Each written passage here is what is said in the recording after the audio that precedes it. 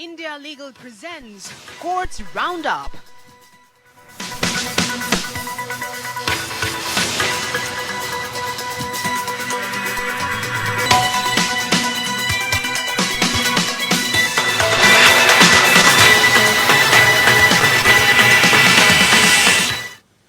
नमस्कार, आप देख रहे हैं हमारी खास पेशकश कोर्ट्स राउंडअप। मैं हूं आपके साथ नेहा दुबे। इस बुलेटिन में अगले आधे घंटे हम आपको कोर्ट से जुड़ी तमाम छोटी बड़ी खबरों को करवाएंगे रूबरू। कोर्ट की कार्रवाई सुप्रीम कोर्ट से लेकर हाई कोर्ट्स और लो कोर्ट्स तक के फैसलों को रखेंगे आपके सामने।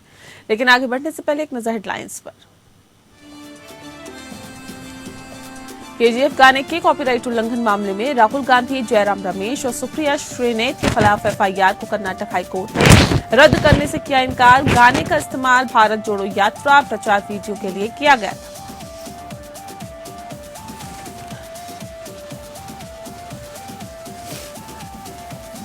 चुड़ैल होने के संदेह पर हत्या के 3 आरोपी बरी। सत्र कोर्ट के फैसले को उड़ीसा हाईकोर्ट ने रखा बरकरार। आरोपियों को मिला संदेह का लाभ। बकरीद पर जानवरों की हत्या, अवैध हत्या पर दिल्ली सरकार की एडवाइजरी लागू की मांग पर तत्काल आदेश पारित नहीं होगा। दिल्ली हाईकोर्ट ने कहा, ये तय करना हमारा विवेक है कि याचिका अत्यावश्यक है या नहीं।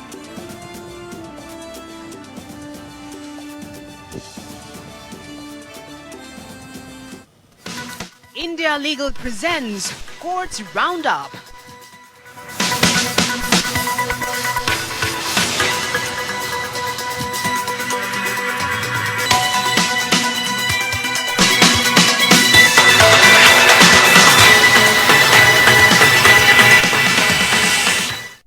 कर्नाटक हाईकोर्ट ने कन्नड़ फिल्म केजीएफ चैप्टर 2 के गाने का इस्तेमाल के कथित कॉपीराइट उल्लंघन को लेकर कांग्रेस नेता राहुल गांधी, जयराम रमेश और सुप्रिया श्रीनेत के खिलाफ म्यूजिक कंपनी एमआरटी म्यूजिक द्वारा दर्ज की गई एफआईआर को रद्द करने से इनकार कर दिया है। उन्होंने गाने का इस्तेमाल भारत जोड़ो यात्रा के लिए जारी एक प्रचार वीडियो के लिए किया था। जस्टिस एम नागप्रसन्ना की एकल पीठ ने कहा है कि ऐसा लगता है कि याचिकाकर्ता ने सोर्स कोड के साथ छेड़छाड़ की है, जो उल्लंघन होगा। शिकायतकर्ता के कॉपीराइट को मान लिया गया है और इसीलिए प्रथम दृष्टया इन सभी की जांच की आवश्यकता है। कोर्ट ने 23 जून को दोनों पक्षों को सुनने के बाद फैसला सुरक्षित रख लिया था। याचिकाकर्ताओं की ओर से पेश सीनियर एडवोकेट विक्रम हाईगोल ने तर्क दिया था कि धारा 63 कॉपीराइट अधिनियम की में उल्लंघन की सीमा बढ़ गई है। बड़े पैमाने पर उल्लंघन का सवाल सिविल कोर्ट के समक्ष है। उन्होंने धारा 55 के तहत मुकदमा दायर किया है। इसके अलावा उन्होंने कहा कि धारा 63 जानबूझकर कॉपीराइट का उल्लंघन करने की बात करती है, लेकिन शिकायत में इसकी कोई सुगबुगाहट नहीं है। याचिकाकर्ता एम नवीन कुमार की ओर से तर्क दिया गया कि याचिकाकर्ता अभियुक्त ने सोर्स कोड लिया था, इसमें हस्तक्षेप किया और वीडियो को आरोपित कर दिया। एमआरटी म्यूजिक ने एक सिविल मुकदमा भी दायर किया है, जिसमें ट्रायल कोर्ट ने पहले कांग्रेस पार्टी और भारत जोड़ो यात्रा के सोशल मीडिया हैंडल को ब्लॉक करने का निर्देश दिया था। कांग्रेस पार्टी द्वारा दायर एक अपील में आपत्तिजनक वीडियो को हटाने के लिए दिए गए वचन पर हाईकोर्ट ने यह आदेश दिया था।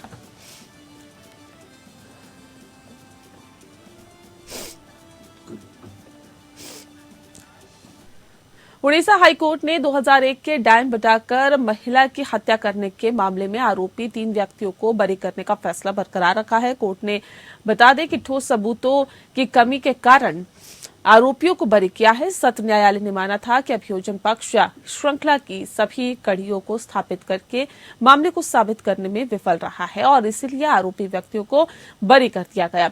इसके बाद सरकार ने मामले को हाईकोर्ट के समक्ष अपील पर ले गई और जहां पर हाईकोर्ट ने सत्र कोर्ट का फैसला बरकरार रखा।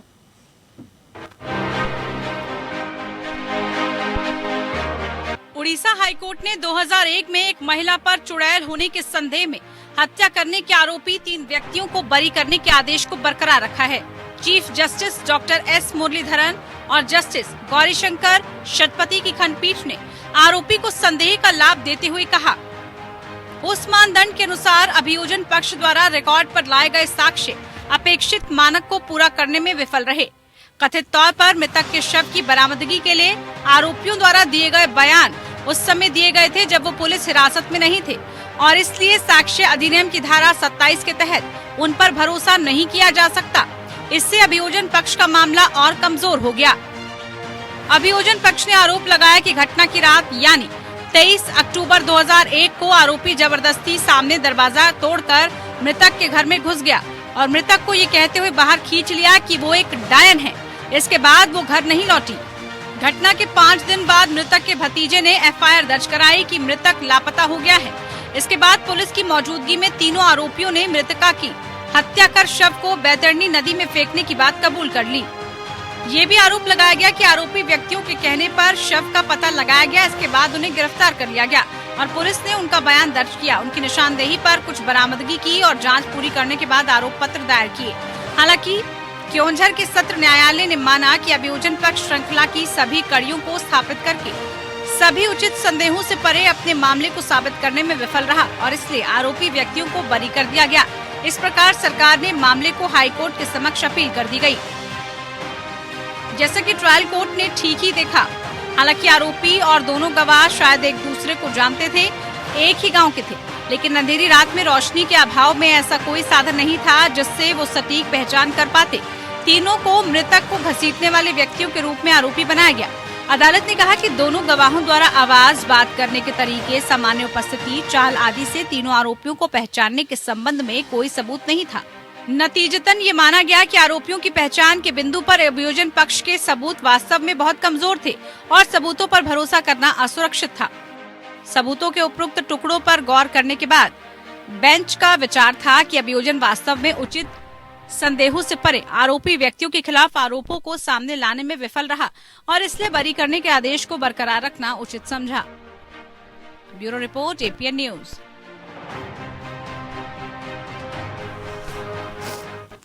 दिल्ली हाई कोर्ट ने बकरीद पर गया और अन्य जानवरों के अवैध हत्या के खिलाफ एडवाइजरी जारी कर सख्ती से लागू करने की मांग वाली याचिका पर तत्काल आदेश देने से इनकार कर दिया। बता दें आपको को कोर्ट ने कहा है कि हम गर्मियों की छुट्टियों में हैं, ये तय करना हमारा विवेक है कि याचिका पर सुनवाई अति आवश्यक है या नहीं।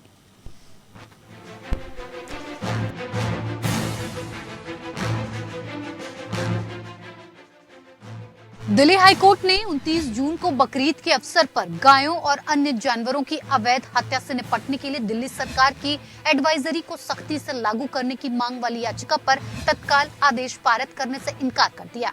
जस्टिस सी हरिशंकर और जस्टिस मनोज जैन की अवकाश पीठ ने कहा, अब हम जून में छुट्टियों के आखिरी सप्ताह में हैं, हम याचिका स्वीकार करने जा रहे हैं। ये तय करना हमारा विवेक है कि याचिका अत्यावश्यक है या नहीं। याचिकाकर्ता अजय गौतम ने गौहत्या के खिलाफ अपनी लंबित याचिका में मौजूदा आवेदन दायर किया था। गौतम ने अपने आवेदन में दिल्ली सरकार के सचिव सह आयुक्त द्वारा जारी एडवाइजरी को सख्ती से लागू करने की मांग की, जिसमें कहा गया था कि ये आशंका है कि बकरीद की पूर्व संध्या पर राष्ट्रीय राजधानी में बहुत सारे अवैध पशु बाजार और अवैध वधशाला दिल्ली के विभिन्न हिस्सों में खुल सकते हैं। एडवाइजरी में पशु क्रूरता निवारण नियम 2001 के नियम 3 का हवाला दिया गया है, जिसमें कहा गया है कि कोई भी व्यक्ति संबंधित प्राधिकारी द्वारा मान्यता प्राप्त या लाइसेंस प्राप्त बूचड़ खाने को छोड़कर नगर पालिका क्षेत्र के भीतर किसी भी जानवर का वध नहीं करेगा। इसमें खाद्य सुरक्षा और मानक विनियम 2011 के नियम का भी उल्लेख किया गया है, जो ये प्रावधान करता है कि भोजन के उद्देश्य से ऊंटों का वध नहीं किया जा सकता। इसमें यह भी कहा गया कि दिल्ली कृषि मवेशी संरक्षण अधिनियम 1994 दिल्ली में गायों के वध पर सख्ती से रोक लगाता है। एडवाइजरी में अधिकारियों से बकरा ईद त्योहार के दौरान जानवरों की अवैध हत्या को रोकने और अपराधियों के खिलाफ कड़ी कार्रवाई करने के लिए जानवरों के कल्याण से संबंधित कानूनों को लागू करने के लिए उचित एहतियाती कदम उठाने का अनुरोध किया गया है। गौतम ने दिल्ली नगर निगम के उप महापौर आले मोहम्मद के खिलाफ कड़ी कार्रवाई करने के लिए अधिकारियों को निर्देश देने की भी मांग की। आवेदन के अनुसार 24 जून को एक साक्षात्कार के दौरान इकबाल ने कहा कि घरों में गायों या जानवरों की बलि के मामले में कोई कार्रवाई नहीं की जानी चाहिए। हालांकि अदालत ने कहा कि यह ऐसा मामला नहीं है जिसमें रोस्टर बेंच के समक्ष नियमित सुनवाई के लिए अदालत के दोबारा खुलने का 2 दिन और इंतजार नहीं किया जा सकता। अदालत ने कहा, इन परिस्थितियों में हमारी राय में ये उचित होगा कि मामले की सुनवाई छुट्टियों के आखिरी सप्ताह की बजाय 3 जुलाई को रोस्टर बेंच द्वारा की जाए। Bureau report, APN news.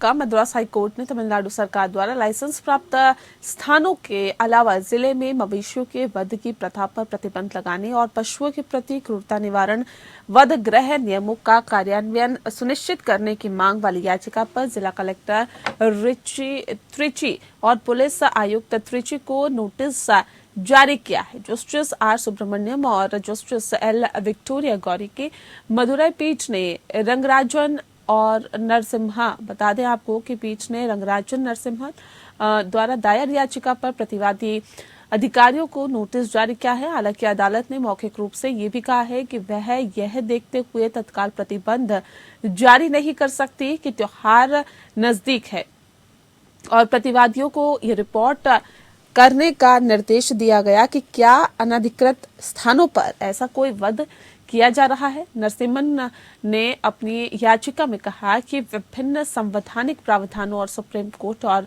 विभिन्न उच्च न्यायालयों के आदेश के बावजूद ईद उल मुस्लिम त्योहार के दौरान गाय, भैंस, बैल, बकरी आदि को निर्दयतापूर्ण और अवैध रूप से मारा जा रहा है। और उन्होंने कहा कि भले ही दिन दहाड़े अवैध वध हो रहा हो, लेकिन अधिकारी इसे रोकने के लिए कोई कदम नहीं उठा रहे हैं। उन्होंने ये भी कहा कि संविधान के अनुच्छेद 48, 48A और 51A और सुप्रीम कोर्ट के निर्देशों के खिलाफ याचिका में दावा किया गया है कि त्योहारी सीजन के दौरान सैकड़ों अवैध बूचड़खाने खुलते हैं और सोशल मीडिया पर कुर्बानी के नाम पर जानवरों के वध के लिए कई विज्ञापन दिए जाते हैं। याचिका में आरोप लगाया गया है कि 2022 में मद्रास उच्च न्यायालय के खंडपीठ द्वारा निर्देश दिए जाने के बावजूद उत्तरदाताओं ने इसे रोकने के लिए कोई कदम नहीं उठाया। आगे ये भी कहा कि मवेशियों का वध करना इस्लाम का अभिन्न अंग नहीं है और इसीलिए अवैध वध या का कोई भी औचित्य नहीं है। अदालत को बताया गया कि त्रिची निगम से प्राप्त जानकारी के अनुसार त्रिची में केवल एक लाइसेंस प्राप्त बूचड़खाना है जो गांधी मार्केट में स्थित है।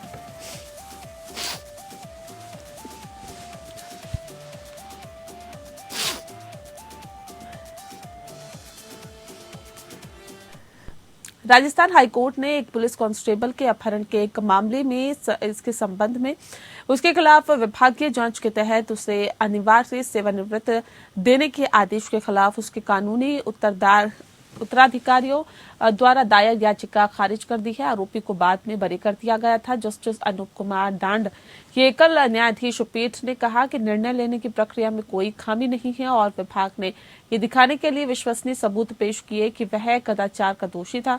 कोर्ट ने कहा कि याचिकाकर्ता के कदाचार को देखते हुए ये नहीं कहा जा सकता कि सजा असंगत और चौंकाने वाली है। किसी भी हस्तक्षेप की आवश्यकता है। पुलिस स्टेशन सदर टोंक में कांस्टेबल 28 दिसंबर 2001 को ड्यूटी से अनुपस्थित रहा और कुछ दिनों बाद यह आरोप लगाया गया कि उसने 4 अन्य व्यक्तियों के साथ एक व्यक्ति का अपहरण कर लिया और उसके साथ मारपीट की और स्टैंप पेपर पर उसके हस्ताक्षर ले लिए।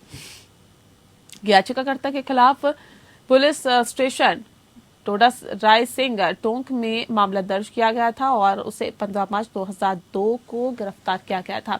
इस बीच एक आरोप पत्र जारी किया गया जिसमें अतिरिक्त आरोप लगाया गया कि याचिकाकर्ता के इस तरह के कृत्य ने पुलिस की छवि खराब की है और याचिकाकर्ता ने आरोप पत्र का जवाब प्रस्तुत किया और उसके बाद घरेलू जांच की गई। विस्तृत जांच के करने के बाद ही याचिकाकर्ता के खिलाफ आरोप साबित किए गए और 11 दिसंबर 2003 के आदेश के तहत याचिकाकर्ता को सेवा से अनिवार्य रूप से सेवानिवृत्त करते हुए सजा का आदेश पारित किया गया। याचिकाकर्ता ने अपील दायर कर अपीलीय आदेश को चुनौती दी जिसे खारिज कर दिया गया।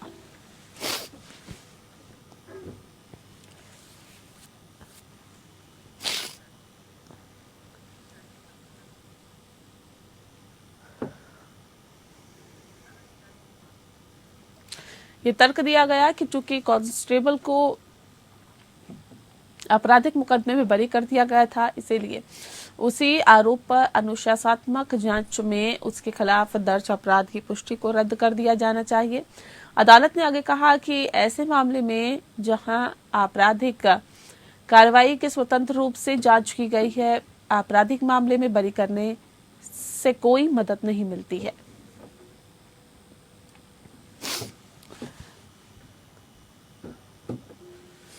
राजस्थान हाईकोर्ट ने डॉक्टर की जमानत याचिका खारिज कर दी है, जिस पर आरोप है कि उसने अस्पताल परिसर में वहां खड़े मरीजों को टक्कर मार दी, जिससे कि एक व्यक्ति की मौके पर ही मौत हो गई और गर्भवती महिला का गर्भपात हो गया। जस्टिस कुलदीप माथुर ने कहा है कि तेज गति और नशे में गाड़ी चलाने की घटनाएं दिन ब दिन बढ़ती ही जा रही है और सड़क दुर्घटनाओं में प्रमुख कारण है। अदालत ने कहा है कि ऐसे मामले में जमानत देते समय आरोपों की गंभीरता को ध्यान में रखना होगा।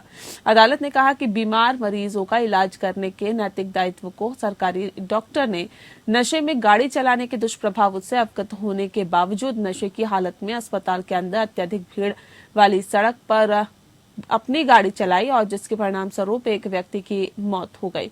बता दें कि गर्भवती महिला का गर्भपात और 4 से 5 अन्य व्यक्तियों को चोटें आई हैं। जमानत पर सुनवाई के दौरान आरोपी का प्रतिनिधित्व करने वाले वकील ने तर्क दिया कि डॉक्टर को मामले में झूठा फंसाया गया है और ये तर्क दिया गया कि यह घटना तब हुई जब डॉक्टर अस्पताल में प्रवेश करते समय स्पीड ब्रेकर पर जाते समय वाहन से नियंत्रण खो बैठे। ये प्रस्तुत किया गया कि अस्पताल के गेट के पास भीड़ और काफी ज्यादा भीड़ बढ़ी और जिसके कारण वहां खड़े लोगों के साथ दुर्भाग्यपूर्ण टक्कर हो गई। हालांकि अभियोजन पक्ष ने जमानत अर्जी का पुरजोर विरोध किया। इसमें नागौर के सरकारी अस्पताल की मेडिकल रिपोर्ट का हवाला दिया गया, जिसमें डॉक्टर के शराब पीने की पुष्टि हुई है। बता दें आपको कि अस्पताल ने बताया है इस पूरे मसले पर कि ये शराब पी हुई है। अदालत ने डॉक्टर को शिकायतकर्ता और उस महिला जिसका कथित तौर पर दुर्घटना के कारण गर्भपात हो गया, उसका बयान दर्ज करने के बाद नई जमानत याचिका दायर करने की छूट भी दी।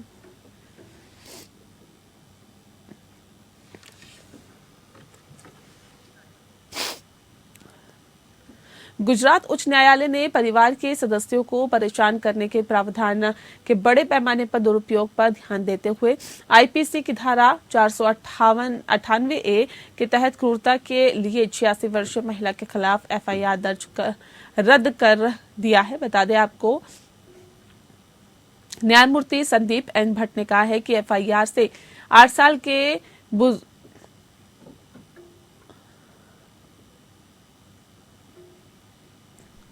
बताया ये जा रहा है कि उस बुजुर्ग को काफी परेशानियां इस एफआईआर की वजह से होगी और अगर आगे की कार्रवाई जारी रखने की अनुमति दी गई तो कोई उपयोगी उद्देश्य पूरा नहीं होगा। एकल न्यायाधीश ने एफआईआर को रद्द करते हुए कहा है कि अदालतों को यह सुनिश्चित करना चाहिए कि आपराधिक अभियोजन का उपयोग उत्पीड़न के लिए इस्तेमाल किया नहीं जाएगा। कोर्ट ने टिप्पणी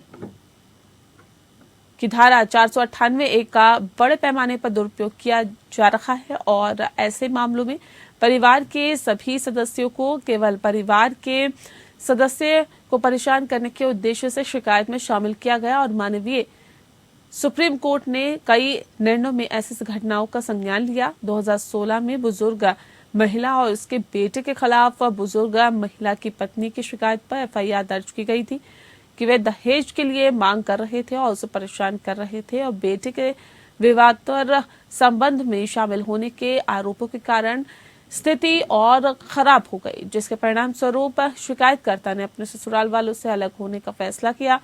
शिकायतकर्ता पत्नी ने कहा है कि जब उसके पति ने कथित संबंध के बारे में उससे बातचीत की तो उसने उसके साथ ही मारपीट की।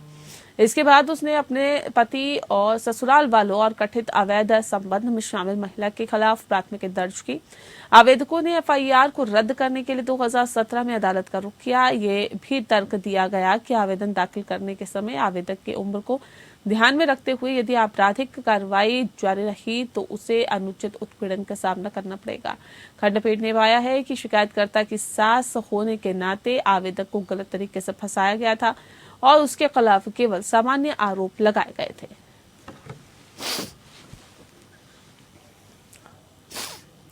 गूगल ने कंपटीशन कमीशन ऑफ इंडिया द्वारा लगाए गए 1338 करोड़ रुपए के जुर्माने को सुप्रीम कोर्ट ने चुनौती दी है। इसे कंपटीशन एक्ट की महत्ता भी सामने आई है, जो कि कंपनियों को मोनोपोली बनाने से रोकता है और उपभोक्ताओं के हितों की रक्षा करता है। इंडिया लीगल के वेब रिपोर्टर आपको कंपटीशन एक्ट पर जानकारी देंगे, सुनिए।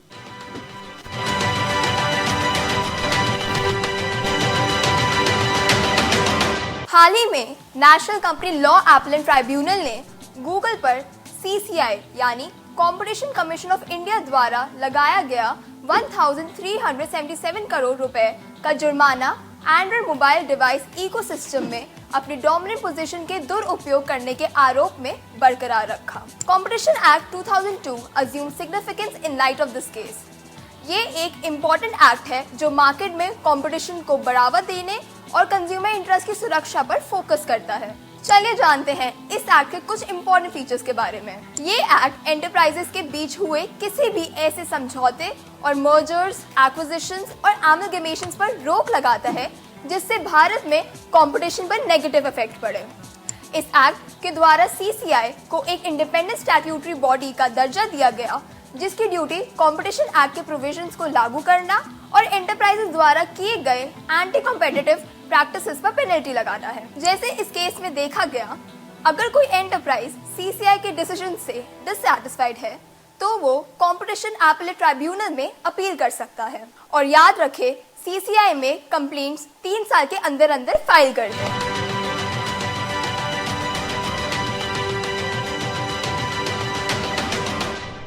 और चलिए इसी के साथ फिलहाल इस बुलेटिन में इतना ही। नमस्कार।